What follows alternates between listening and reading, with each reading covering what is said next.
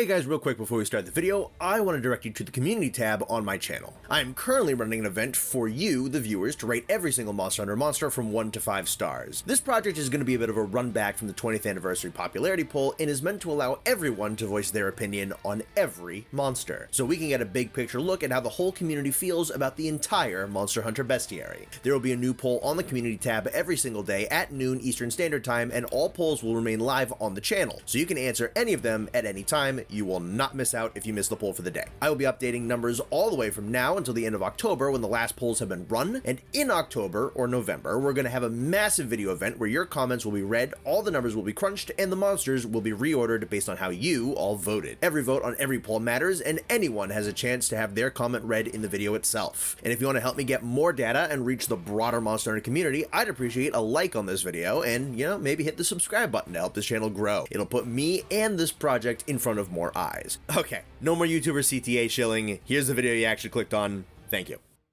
Hey, now wait a minute. We're making one of these videos on Kushala Daora. But Connor, he's got this amazing redemption arc in Rise. He's so fun now. Well, you still want to fix him. What's there to even make a video on? His most recent fight is the best one he's ever had by a mile. So what's the deal? And you know what? Hey, I don't even disagree with that statement, but just hear me out real quick. So this is a formula that we like on this channel. Some monster in Monster Hunter has a history of being, subpar at best. But I believe that there's some potential in said crappy creature. So we try to see what we can do to make that monster fun. Cool part about Monster Hunter is that the creature design and mechanical design is all so good that every single monster on the roster can be made fun and or fulfilling to fight. Sometimes you just gotta do a little extra finagling to be able to get that potential out of there. I love doing projects like this. It's a fun little brain exercise. It's a nice excuse to look at combat and creature and overall game design. It's exciting to look at the monsters we wanna love and try to craft the means with which we can salvage them from their flaws. But what if we have a monster who, when last we checked, or at least at one point in time, was pretty damn good, but he's just kinda missing something or lost something along the way that made him special. And I think today's one of those days. And this is one of those monsters. Fittingly enough, considering the power he wields, the history of Kushala Daora has been pretty turbulent. The development team at Capcom has toiled and struggled and tooled around with this dude for a good long while. Almost every single incarnation of the Shadow Within the Tempest has been pretty different. And that's kind of because a whole lot of them were received pretty badly. And that's not too surprising, right? Wind as a combat mechanic in an action game is gonna be tough to make fun. Its purpose isn't so much damaging you in the moment as much as it is knocking you around and throwing you off your footing and putting you in bad situations for another follow-up hit. Wind has an inclination towards being annoying, and Kushala Daora wraps himself up in this stuff for protection. It's cool on paper, sensible as a defensive measure, sometimes bit of a pain to fight against. And as fun as Rise's Kushala Daora is to fight, and as much as some of Monster Hunter's fans seem to want it to be the dragon's definitive battle template from now on, its solution to the wind problem was to just kinda make the wind aura this wispy little flickering thing that flares up every couple of seconds. When you fight him in Rise, I think the only times I ever got pushed away because of the wind aura was when he roared to enter rage mode, and the wind will then burst around his body when he does that. But the passive defense that the wind aura historically offers Kushala Daora, that's practically gone in that game. More of an aesthetic than really anything else, and your response to that might be, well, whatever, that garbage sucked. I'm kinda glad I don't have to deal with that anymore, and I can't blame you for that perspective. Kushala Daora in 2nd and 4th generation games love to knock you if you got overzealous, just so we could easily smack you with another easy attack. And that classic wind aura was extremely persistent.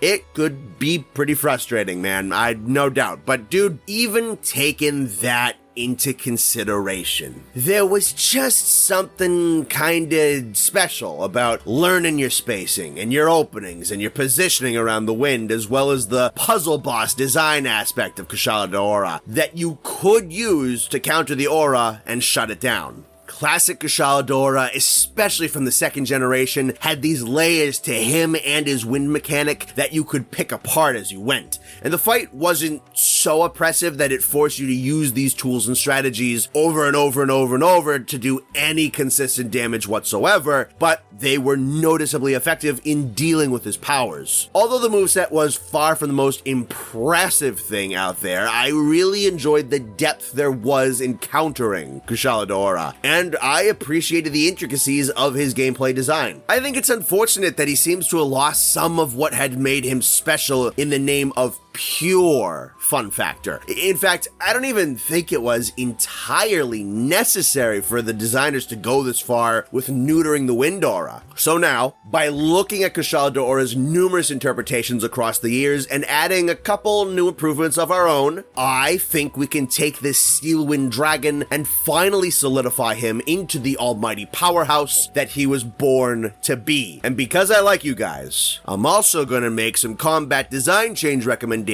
for the rusted Kushala Daora, rather than giving him his own shorter episode. And because I really like you guys, I'm gonna make some game mechanic reversion suggestions about Elder Dragons in general, which I think is fitting for this particular video, since Kushala Daora is the template of the modern Elder Dragon. Okay, so let's get the big breezy elephant in the room over and done with first. The wind aura.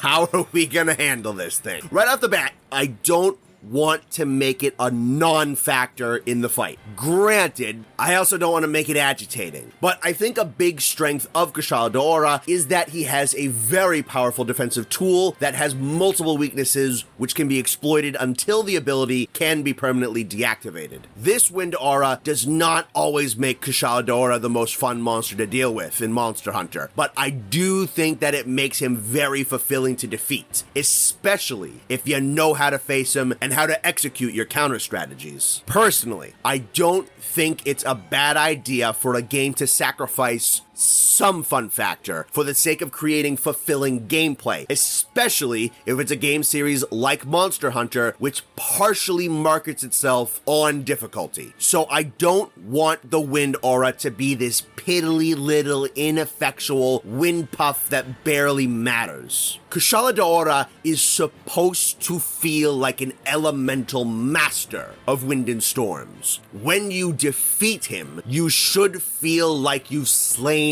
a cyclone. First of all, I think you should retain the classic Kushala Daora setup where his wind aura does not protect his face and tail since they are too far from his torso. This offers areas on his body that you can always hit consistently. It makes getting those necessary part breaks a lot more manageable, and it teaches you good positioning. In fact, one of the big strengths of second generation Kushala Daora is that it was very good at forcing you to read and anticipate attacks, so you'll be able to place yourself by the head and tail where you can land your hits and not be buffeted by the wind aura. He's a pretty effective teacher in that sense. So, for our version of the monster, I want to keep these weak points consistent no matter what. On top of this, I think we need to add a little bit of extra downtime for the wind aura in a way that is consistent and trackable. Due to the nature of 5th generation Monster Hunter combat, monsters now have much more complex combo structures and far more fluid and naturalistic combats. This makes lining your attacks up with specific body parts in specific moments a little tougher to line up than it used to be, at least for players who aren't quite as well versed in what they're doing. Additionally, multiplayer does not always make precise positioning the easiest thing to do. Skilled players can still absolutely line themselves up perfectly after a monster's combo, but I'd say it feels a little trickier to learn this positioning. So I propose that after he uses any of his wind attacks, Kushala Daora has a period of about 2 or 3 seconds where his wind aura is down, since he just expended a fair bit of energy. This will then give players a chance to land some hits during an opening, even if they didn't line themselves up perfectly to hit the head or tail. After those few seconds though, the wind aura is gonna flare back up, and if you were being greedy, you're gonna get buffeted, and then you're gonna get smacked. You could have it so that the wind he uses for the aura on his body will move up towards his head as he does his wind breath attacks. Then it is dispersed through the breath attack, and he will need a moment or two to regenerate that wind aura. It's a bit complex, but I think it could be, 1, visually cool to see him manipulate the wind on his body like that. 2, add a bit of a grace period for players to get some hits in if they aren't in the perfect spot. And 3, allow the wind aura to be prevalent through much of the fight while still allowing players some extra chances to rush in and engage him just as a pretty normal encounter. Again, those who are extremely skilled at positioning will always have the exposed head and tail to hit, a facet of the fight which I have found to be historically rewarding. Originally, I was thinking that we could end all of his attack strings with his wind aura going down, but I changed my mind to it happening only when he uses any of his wind attacks. My logic here is that 5th and probably 6th generation monsters attack so fast that if you cut his wind aura after every combo, he might just never have it up and running, and this whole idea is kinda moot. Kushala Daora has a lot of wind attacks, but not all of his combos use them, so you'd want to watch the wind aura move on his body to see what attacks he's gearing up for. You'll want to memorize which attacks will leave him with the wind aura down and which won't, which attacks you can rush him on, and which ones you'll want the more accurate precision for. To summarize, I want the wind aura to still be able to knock players around and be a threat that leads to follow-ups for Kushala. I want that ability to feel prevalent and dangerous. I also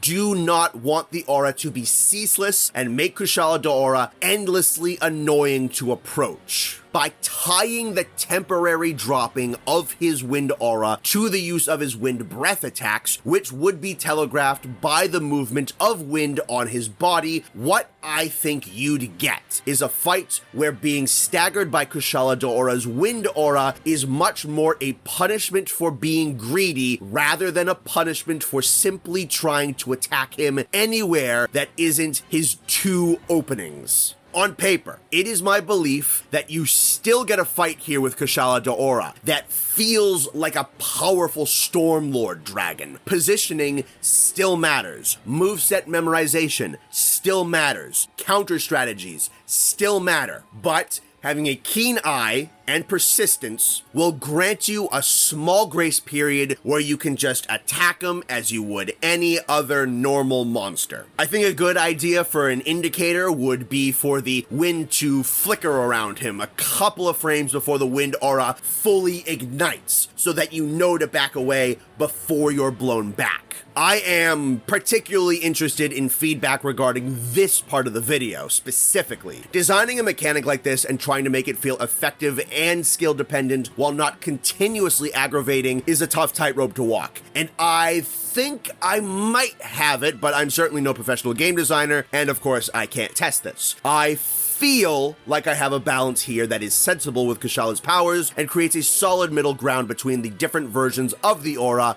but it's definitely possible that I have made some kind of oversight or have completely over-designed my potential fix. Let me know what you think. Now, as for the layers of mechanics and counters surrounding the wind aura, if we are going to have it be prevalent, I think we should reinstate most of its depth and its weaknesses. For one thing, I think you should have it so that his wind aura only uses regular wind pressure when he is not enraged, and dragon wind when he is enraged. Really quick for the uninitiated, having wind pressure negate on your set can bypass his wind aura completely and is a very effective skill to use against him. However, when Kushala Daora enrages, his wind aura turns black and produces dragon wind, which bypasses normal wind pressure negate. Dragon wind oftentimes has its own specific counter skill, usually found on Chameleos armor. I think our new Kushala Daora should keep up that dynamic. Next up, absolutely maintain his weakness to poison. The internal organs of Kushala Daora are particularly vulnerable to toxins, and he cannot conjure his wind barrier without it. It is a classic counterattack against him, and 5th generation ruined this mechanic twice. It got rid of his poison weakness in World completely and only allowed his aura to be shut down by the Elder Seal property on Dragon Element weapons, and Rise reintroduced the weakness, but it doesn't matter because Rise Kushala's wind aura also does not matter. I swear to God, if I see the word Elder Seal anywhere in Wilds, I am gonna be upset. His weakness to poison felt like a unique layer to his personal ecology, and it should stay that way. The only issue I have here is that I just established that I want the wind aura to move to his head when he does his breath attacks. If the aura is shut down by poison, how do you see the wind move coming? I think what you could do is just still keep the actual wind movement animation fully intact before the attack itself. The wind would just kinda pop into existence out of his body. I don't think that hurts anything. We should also maintain his susceptibility to flash pods and flash bombs instead of doing what World did by making him almost completely immune to the things. People wouldn't have to be spamming flash pods at Kushala in that game if he wasn't coded to spend 75% of that fight up in the sky hiding in tornadoes, Capcom. Assuming we are predominantly using Rise's version of Kushala Daora's fight, the use of flash pods would be good for flinching him out of certain attacks, but wouldn't be mandatory to make him tolerable. Severing his tail and or breaking his horns should permanently shut his aura down for the rest of his fight. This is another important part of his history that makes his part breaks feel immensely important and satisfying. But here's an interesting question for you. Do we want to keep the mechanic where you can only break his parts if Kushala Daora's health is beneath a certain threshold? I believe in Freedom Unite you need to have done a certain amount of damage to the head and have gotten him beneath 60% health in order to break his horns. I say you keep the health threshold requirement. It makes it so that the aura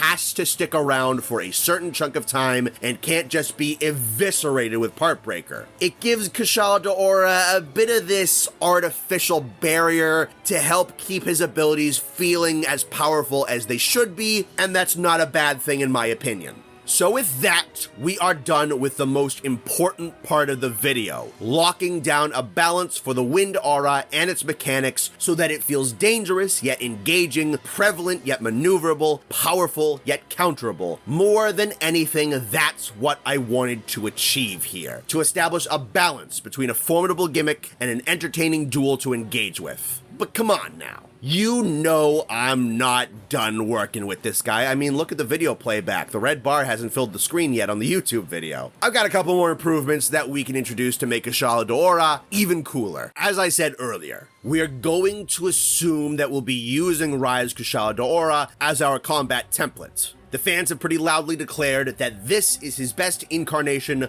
by a mile, and in terms of the move pool, I agree with them. He has a great grab bag of physical attacks, wind attacks, breath weapons, combos, and his tornadoes are far less annoying than they have been in 5th and 4th generation. We don't need to do too much work here, but we're gonna do a little. The cool thing about Kushala Daora having so many fights over the years is that we have a pretty big grab bag of ideas that we can pull from. Here's a fun question for you.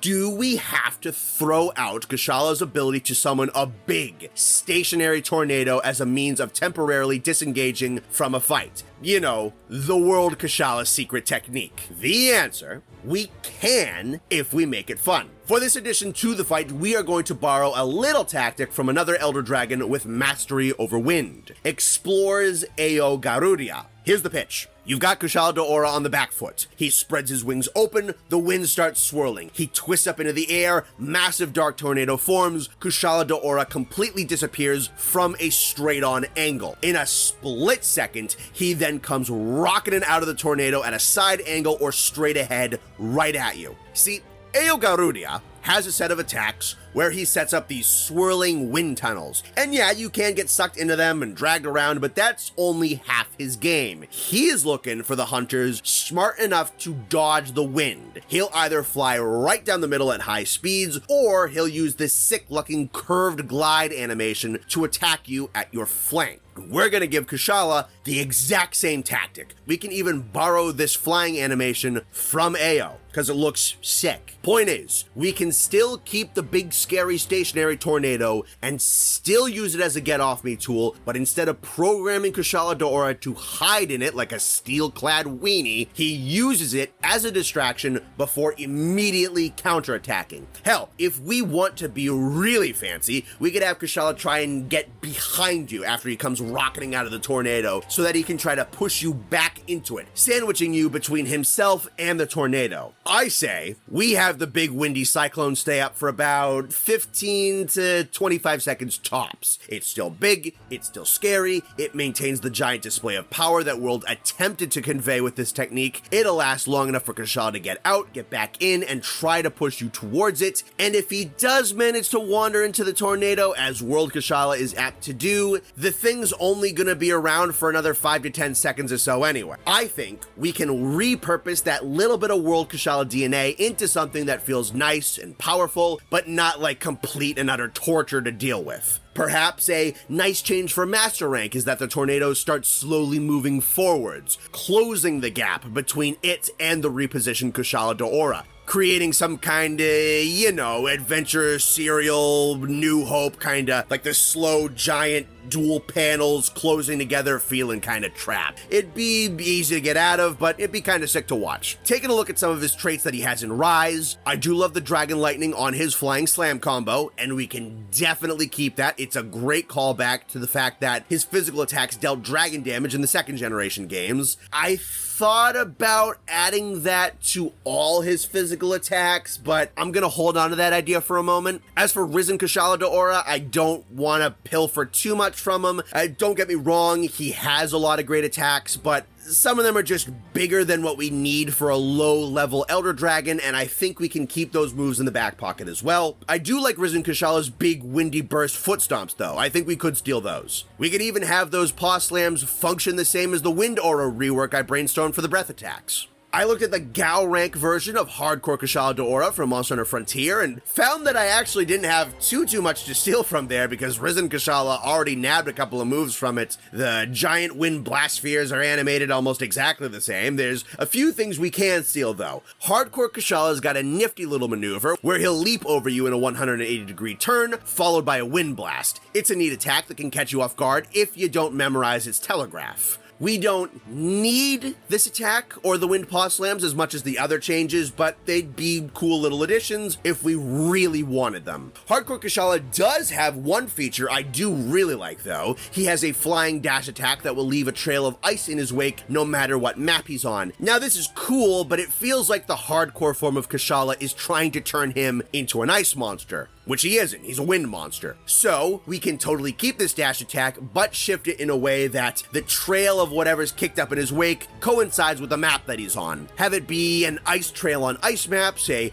blast of water if he flies over a stream or river or something on a jungle map, sand clouds out in the desert, or lava if they ever put him back on another volcano map. Give him that nice bit of elemental flair, some coordination with the map he's on, simple, easy to evade, pretty to look at, multifaceted, just another nice addition to throw on here. Also, we're not taking anything from Garuba Daora. Just fought him recently in Frontier. I actually really like the guy, but some of those attacks pretty much require full evade window, and I ain't looking to design mainline fights like that in this series of videos. So that is my God tier Kushala Daora. Powerful, cunning, a force of nature, layered, bearing potent strengths and weaknesses, with many of his most annoying traits reworked, repurposed, and rearranged to allow them to feel prominent whilst not creating a clock-killing slog. But I promised you more. didn't I? Kushala Daora has quite the fascinating variant, doesn't he?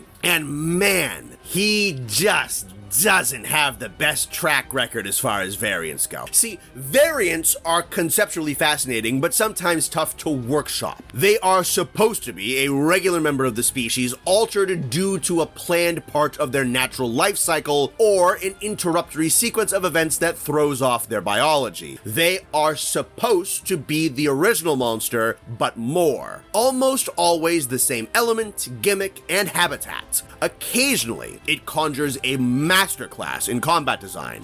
Sometimes what you get is a bit too overtuned and messes with the concise combat nature of the original creature. Other times, it results in a monster that just sort of feels like a roster stuffer or a replacement for the original without feeling like all that much of an overhaul. Rusted Kushala Daora has been one of those roster stuffer variants for a very long time. His moveset additions are forgettable at best. In fact, some of his attacks are actually faster than the normal Kushala Daora, which you think would make sense for most variants, but not for Rusted specifically. Rusted Kushala Daora is probably my favorite variant on a conceptual, biological level. Kushala's hide is coated in an organic metal, which will eventually oxidize and rust. When Kushala Daora molts, he leaves behind a disheveled sleeve of rusted over metal and emerges as a pearlescent white creature before his armor solidifies and regains its steely strength. This is an ingenious idea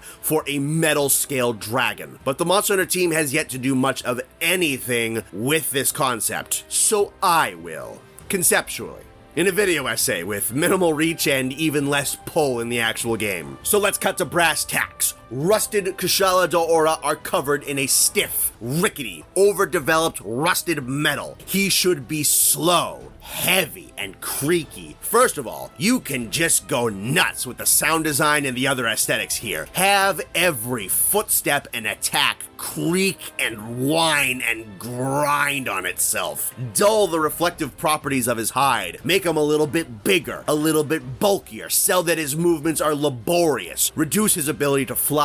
Make his physical attacks slower, but as a trade-off, make him hit harder. Make his paw slams and swipes create quakes. Have his physical moves push him forwards a little bit. Have him be able to combo his attacks better due to the sheer momentum of his body moving. When he does his dragon paw slams, create small craters in his wake. Let him bring those rusted wings up in front of his face as shields, only for him to unfurl said wing quickly for an attack on those trying to breach his defenses. To simplify, keep Rusted Kushala Daora heavy, tanky, very physical, less flying, less repositioning, but let him be a red-blooded juggernaut that just lets blades rattle off of his hide. Give him a few heavy-hitting physical combos, easier hits to evade, but holy crap will they hurt if you don't get out of the way. It ain't revolutionary for Rusted Kushala, but it will establish some astute differences in presentation and fight flow as opposed to the traditional Kushala Daora. Now here's the fun part. While you're whacking away at the dingy rusted hide, we'll add some part breaks that the regular Kushala Daora doesn't have. His forelimbs, his hind limbs, the chest, the back, and still keep the wings and the head and the tail. Every little bit of them slowly cracking and falling off bit by bit, exposing that pale dragon underneath. Does this sound a little familiar to anyone? I gotta tell you, man, Frontier is one hell of a gold mine. By now, I think most of you have met Tycoon Zamuza. We're gonna be taken from his playbook, and the game is simple. If you chip all the armor off of Rusted Kushala before the health pool hits 0, you are treated to a secret third phase with new music, new moves, some wild new abilities, and parts needed for better weapons. Big, heavy, super tank Rusted Kushala Daora is fantastic in his own right. But if you wanna go that extra mile, let's peel that armor off of him, chunk by chunk, and reveal that glorious pearl white Kushala Daora and have it so that his armor can't form back just yet. And now, fully unburdened by his metal armor and enraged beyond measure, we are gonna have this new pearlescent Kushala Daora go berserk. How exactly the developers would want to explain an unarmored Kushala Daora being ridiculously powerful would be up to them. I guess you could say that he's so light now that his speed is ridiculous, and that his metal shell helps rein in and contain some of his draconic energy and wind powers. And you could also go along the lines that his anger is now so intense that he holds absolutely nothing back in combat. This is where we ramp things way up. Let the dragon element surge through his body with each physical attack. His charges, his bites, his paw slams, dashes, all of it crackling with black and red lightning, which would contrast gorgeously off of his pure white hide. Let him extend his combos and chain his physical attacks more easily. This phase should be short, so let's make it scary. Maybe when he creates his wave of tornadoes, he flies through them and charges them up with dragon lightning. You don't have to cram this phase full of a ton of brand new moves and super attacks and impossible to avoid combos. Again, this is supposed to just be a normal Kushala Daora, just unchained from his heavy hide and insanely angry, but the players who reach this phase should be rewarded with a dazzling light show and a slew of new maneuvers to learn. The challenge should come from the drastic shift in pace between this and the base form of Rusted Kushala. Like Tycoon Zamuza, I think getting to this phase should result in carving some valuable rewards that allow you to upgrade Kushala weapons to a higher tier. Perhaps you give them a special property where they do some dragon damage on top of the normal raw and ice they already did. That'd be a pretty sick way to reward people for managing to get to this difficult to reach and brutal opponent. And we got one more thing. Like I said at the top, one little extra thing. I want a reversion made for Kushala Daora and the other Elder Dragons like him. I want them to have their repel timers from 2nd and 4th generation back. I want the Elder Dragons to feel mythic and a step above the other animals. Their fights are mostly pretty good in 5th generation. A lot of sick attacks, a lot of cool combos, a lot of fun gimmicks, but an aspect of what made them special has been sacrificed for the sake of quality of life. Kushala Daora, Teostra, Lunastra, Chameleos, you used to be able to wound them and drive them away if you couldn't put them down. After 35 minutes, they would flee the battle so long as they had lost a set amount of health. Then, they would reappear on another map, sometimes after a few quests had gone by. They would retain their lost health and wounded body parts and battle you again until it either died or it fled again and the chase resumed. I want this back. I want to track a powerful foe across the continent again. I want the Elder Dragons to feel special and powerful and intelligent. I want to have a story with a long sought after foe again. Wilds looks like it might be perfect for this type of mechanic. The game is said to have a seamless connection between the hub and the hunting zones, a dynamic quest system which tracks which monsters are active and able to be hunted, shifts in the presence of certain monsters during different weather events, and a persevering world state that endures between quests rather than being reset every time. Dynamics like this are perfect for the re-implementation of a mechanic where an individual monster can be fought, repelled, disappear for a while, and then he resurfaces wreaking havoc elsewhere. The atmosphere this created for the old elders was immaculate. I want them to feel like myths again, like gods. And that is how I would make Kushala Daora God tier. The father of the conventional Elder Dragons deserves to be rid of his growing pains and rule amongst the greatest duels in all Monster Hunter. His variant deserves to be as distinct, intriguing, and engaging as his lore implies. His storm-like powers deserve to feel mighty and satisfying to overcome. This was a tough one to brainstorm, but I wanted to see if I could balance out the history of Kushala Daora and create an ultimate version of him. A version that maintains all his divine power while not making his wind a chore to go up against. I wanted to answer the question, when it comes to a complex mechanic like this, could I design it in such a way where I could have my cake and eat it too? And the answer is yes. That's predominantly why you make cake. That phrase is fucking stupid. This has been CR-Volcanic or Connor. I'll see you around. Shout out to all the patrons, and special shout out to Nihilist Chimerax, Datboy Doin Ding, Sir Newt Newt, Peaberry, Stefan Colneen, Shaggy Grizzly, Psychotic Jester, Pecco Plush, Daniel Delasarte, and Call Sign Shadow. Thank you very much, everyone.